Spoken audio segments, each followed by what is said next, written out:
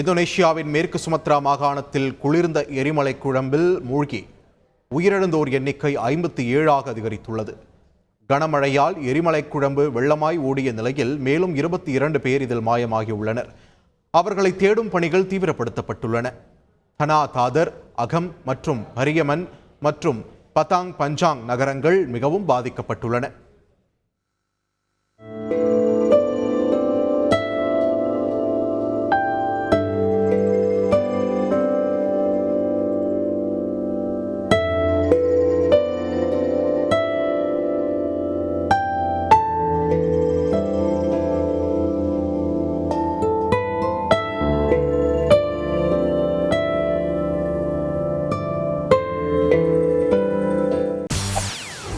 செய்திகளை உடனுக்குடன் தெரிந்து கொள்ள உடனே சப்ஸ்கிரைப் பண்ணுங்க.